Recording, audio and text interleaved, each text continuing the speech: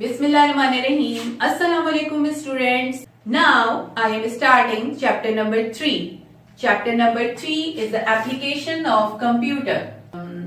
As you know beta, computer plays an important role in our life. जब हम different areas में computer को use करते हैं तो उसका डिफरेंट पर्पस होता है और वो एक इम्पॉर्टेंट रोल प्ले कर रहा होता है। हर जगह पर इसका यूज है। तो यहाँ हमें ये देखना है कि कौन कौन सी एप्लीकेशंस हैं, कौन कौन सी एप्लीकेशन किन डिफरेंट एरियाज में है। तो कौन कौन से एरियाज हैं? Number 1 in education, in organization, in other department. यहां पर ये बताया गया है कि ये जो एप्लीकेशन है कंप्यूटर की, यानी कंप्यूटर जो यूज किया जा रहा है, इन डिफरेंट एरियाज में इनका क्या यूज है। तो first of all we discuss the in education. Education environment में इसका क्या यूज है, किस तरह इसको यूज किया जाता है। तो आपको पता है बेटा कि आजकल आप जैसे क्लासेस लेते हैं तो ये जो ऑनलाइन क्लासेस हैं इससे आपको खुद पता चल रहा है कि ये कितना ज्यादा इंपॉर्टेंट रोल प्ले कर रहा है, क्योंकि अगर ये कंप्यूटर नहीं होगा तो आपकी क्लासेस नहीं हो पाएंगी। इसके अलावा अगर आप यहाँ इसको यूज करते हैं, ये तो आजकल चल रहा है ना कि ऑनलाइन क्लासेस हो रही है, लेकिन अगर आप कोई भी वर्किंग कर रहे होते हैं और वो वर्किंग कंप्यूटर में परफॉर्म कर रहे हैं तो आपका काम कैसा हो जाता है, फास्ट हो जाता है।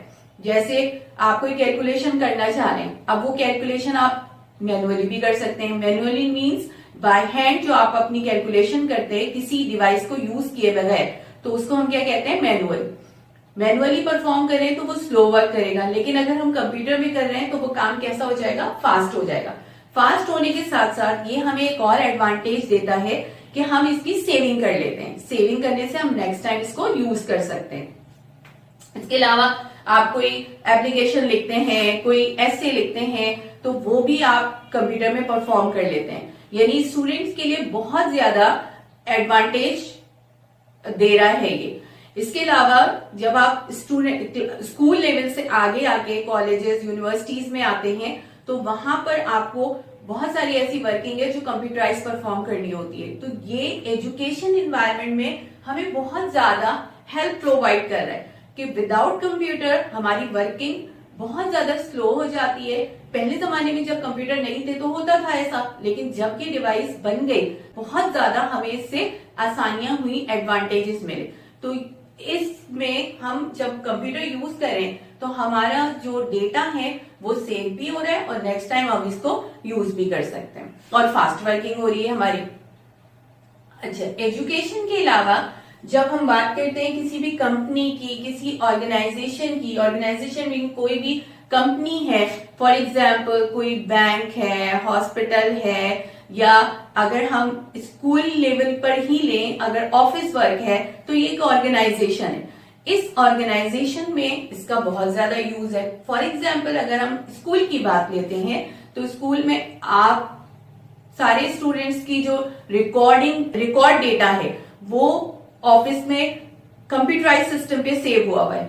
तो अगर कंप्यूटर नहीं होगा तो लाजमी तौर पर ये वर्किंग नहीं हो पाएगी। तो कंप्यूटर के जरिए हमारी जो डेटा सेविंग है वो भी बहुत लार्ज अमाउंट में सेव हो जाती है और कम स्पेस पे सेव होती है। इसके अलावा अगर कोई कंपनी है, उनमें जो वर्कर्स काम कर रहे होते हैं उनकी सैलरी से रिलेटेड इंफॉर्मेशन है वो भी रिकॉर्ड सेविंग होती है।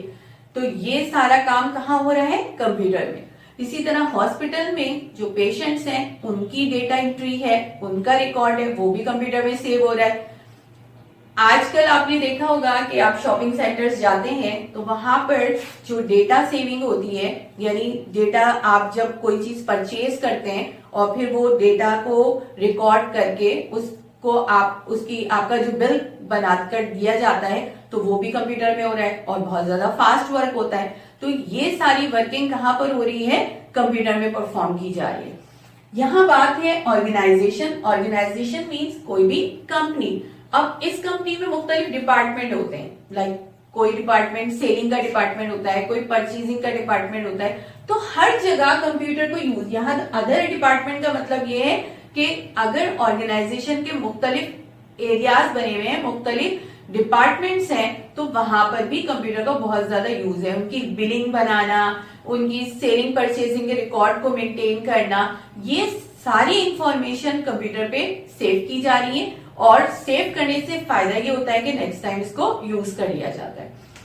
इसी तरीके से अगर हम जैसे पाकिस्तान में रहते हैं, अगर हमारे रिलेटिव्स आउट ऑफ सिटी हैं या आउट ऑफ कंट्री हैं, अगर हमें उनसे कम्युनिकेशन करना है तो वो कम्युनिकेशन भी हम किस पे परफॉर्म कर रहे हैं, कंप्यूटर में परफॉर्म कर रहे हैं। वॉइस रिकॉर्डिंग, वॉइस आप जो मैसेजेस भी कर सकते हैं, इसके अलावा आप वीडियो कॉलिंग के जरिए उनको देख भी सकते हैं। तो ये सब कुछ हमारे लिए बहुत ज्यादा हेल्पफुल है।